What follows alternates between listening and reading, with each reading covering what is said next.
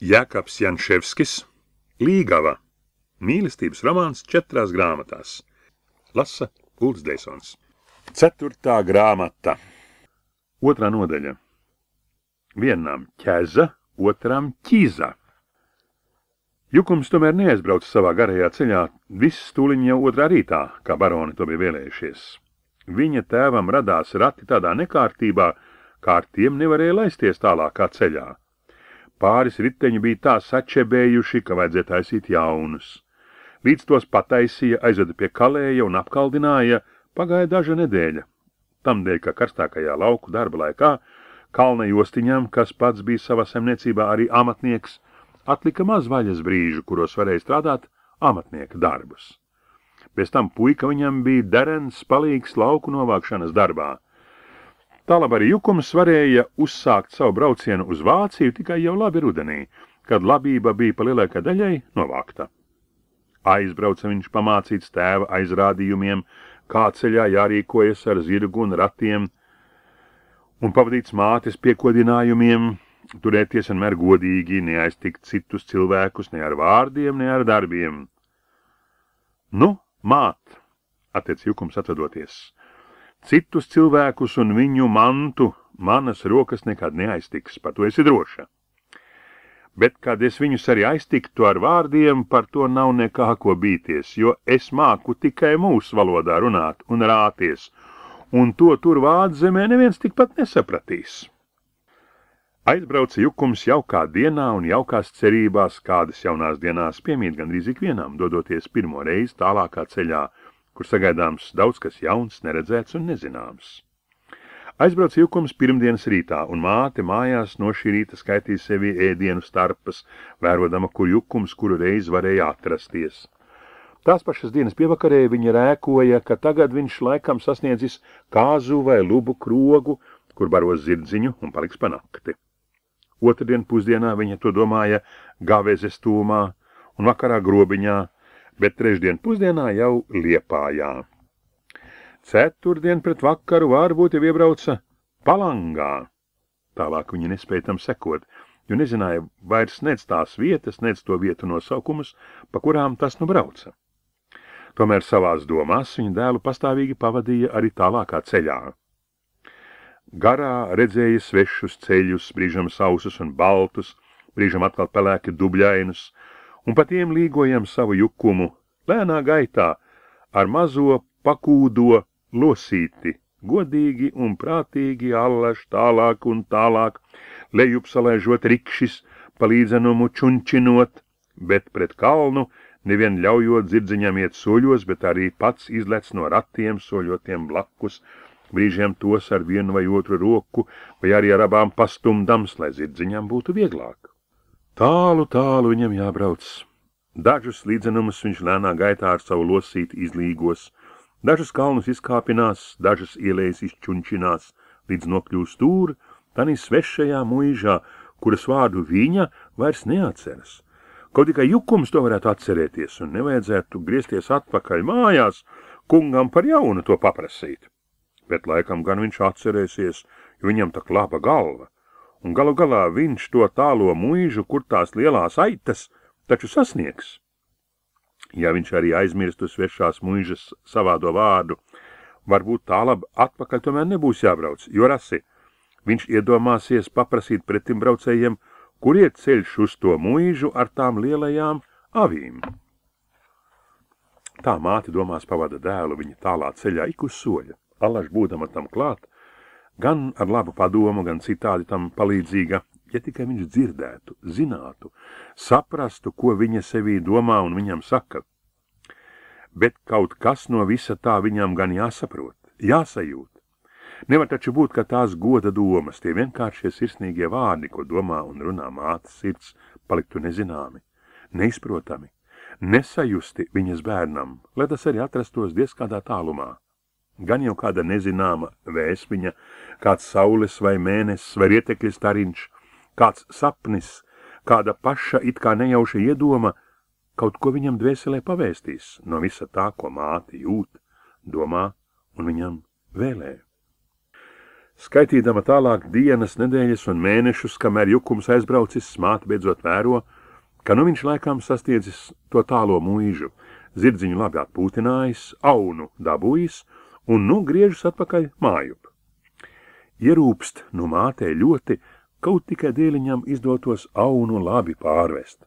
Kāda ķēza var celties, ja tam aunam ceļā kas nokait? Ak, Dievs! Jukums ir gan visādi dūšīgs, saprātīgs un acīgs puika, tas tiesa. To saka visi, un to zina arī viņa.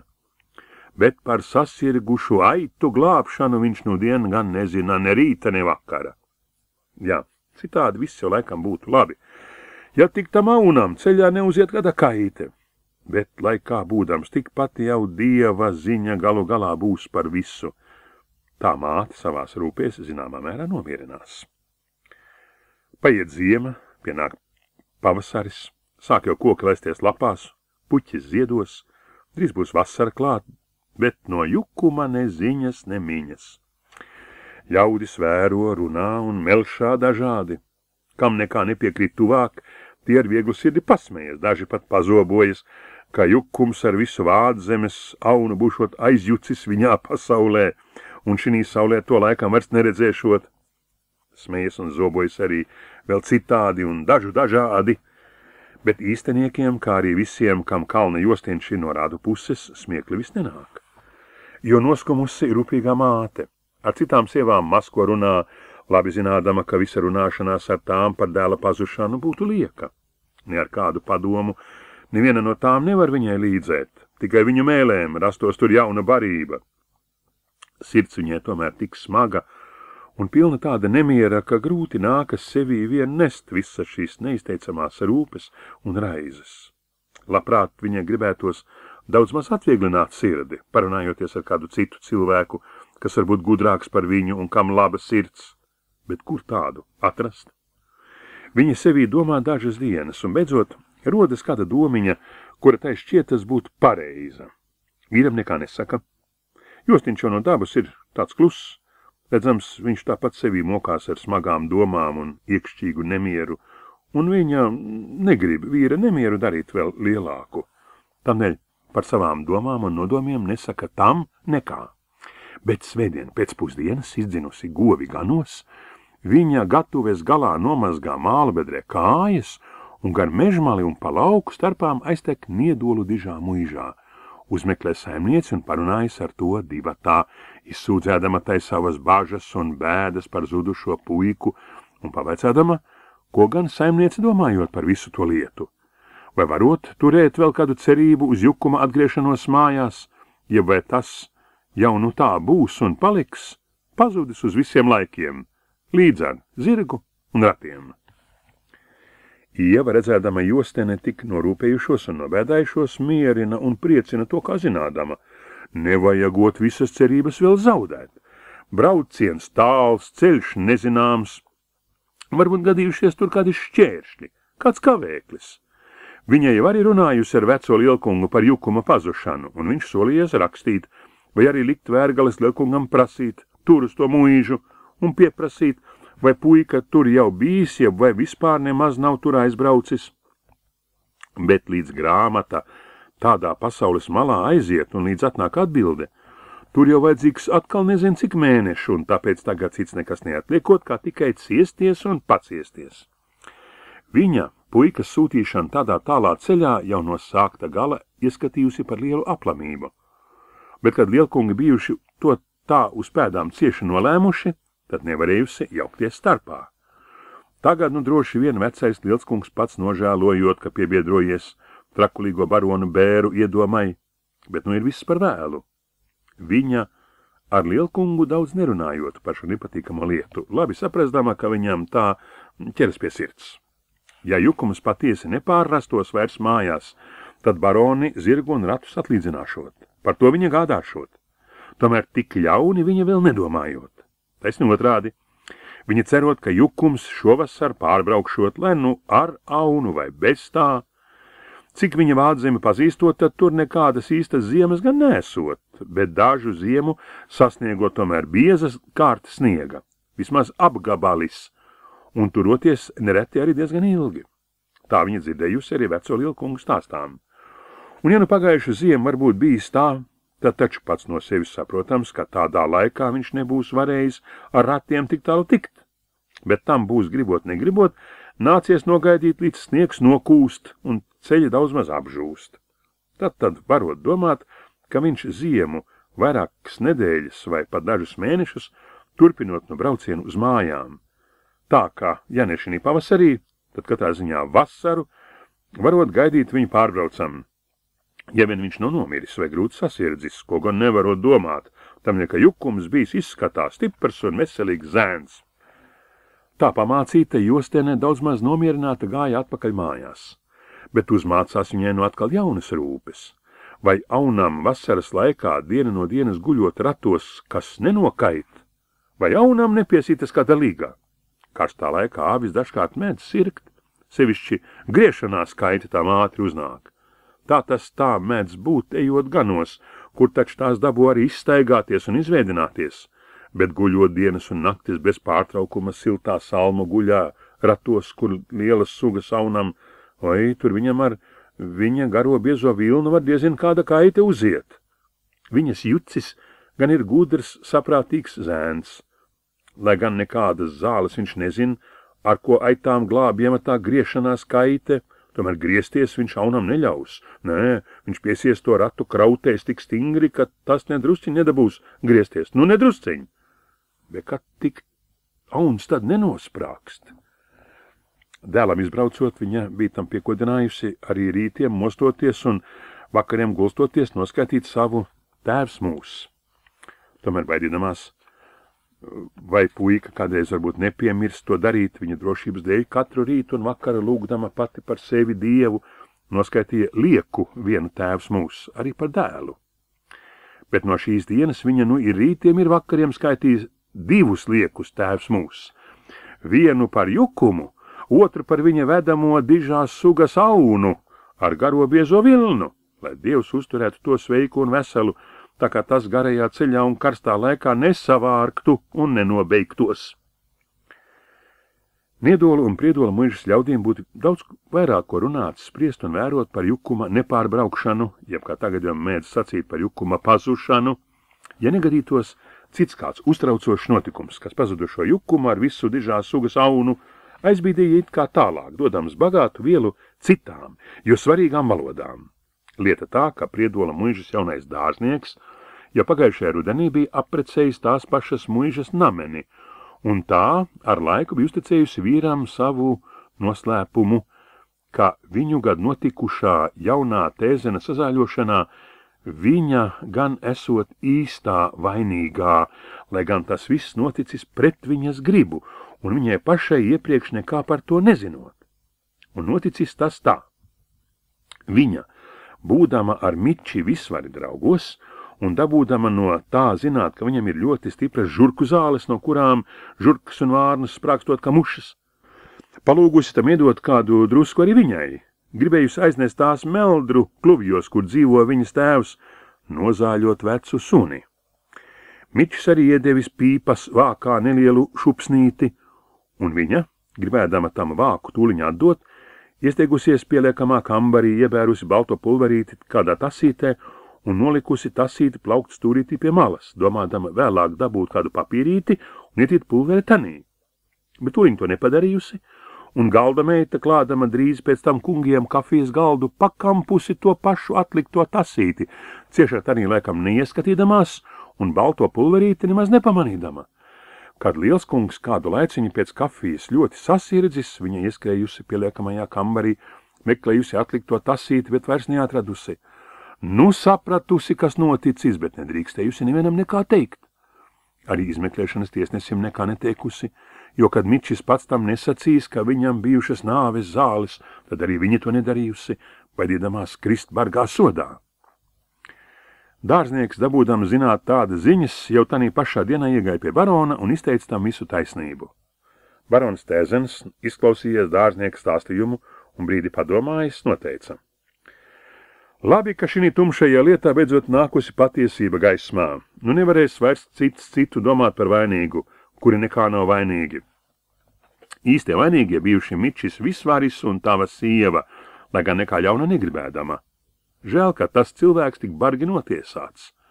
Tā kā nelaime bija notikusi bez nekāda ļauna nodoma, tad viņu varēja tiesāt un sodīt tik par nāvīgu zāļu neatļautu slepenu turēšanu un par neuzmanīgu rīkošanos ar tām. Sods tad būtu bijis daudz vieglāks. Barons teicās arī rakstīt tiesu iestādēm Jelgavā par šo lietu un pieprasīt skaidras ziņas, vai Mičis Visvaris dabūts rokā un kur tas tagad atrodas, lai varētu spērt soļus viņa likteņa vieglināšanai. Pēc vairāk dienām arī pienāca atbilde, ka tiesas un policijas iestādēm par izbegušo arestantu Miči Visvari it nekas nesot zināms. Kā toreiz bēdzis un zudis, tā aizbēdzis un pazudis līdz pat šai dienai. Visi nu nožēloja, ka citreizējs dārznieks, tāds labs un godīgs cilvēks, iekļuvis tādā ķezā. Diezin, kur aizbēdzis, kur palicis un kur tagad atskatoties. Varbūt pat neesot vairs nemaz dzīvo starpā. Dzirdēdama visādas pārunas šī lietā, Niedola muižas Vagarene, sarunādamās kādu dienu ar kalpu sievām, gudri noteica: jā, vienam ķeza, otram ķīza. Tā ir vecu ļaužu gudra pāruna, un taišini reizē ir taisnība. Re, Mičis, gluži nevainīgs cilvēks, dabūja izsēdēties cietumos, un beidzot pavisam vēl pazuda, varbūt jau diezin kur un kā ņēmis galu. Bet skat, Priedola muižas Dore, kas pie visas nelaimes tā īstā vainīgā, kā traka iebērdama tasē nāves zāles, nedabūja nekādu sodu, dzīvoja visus šos gadiņus, kā dzīvojusi, muižā greznodamās un puišiem ķizinādamās, līdz pieķizināja sev jauno dārznieku. Un kas viņai kait? Viegla un laba dzīve, rotāties pa muižas dārzu. Viņai dzīvei ķiza, bet kur Mičis? Par to viņa ir nedomāt nedomā. Jā, vienam ķēza, otram ķīza. Priedola kungs sarunājās ar mācītāju un abi kopā izgatavoja rakstu, kurā izstāstīja notikumu ar nelaimīgo sazāļošanos un nevainīgi notiesātā cilvēka pazušanu. Šo rakstu aizsūtīja Jelgavā latviešu avīzēm, un jau aiznākošā svētdienā Niedola muižas saimniece lasīja zem kuplās liepas pagalmā to savai kalna saimē priekšā.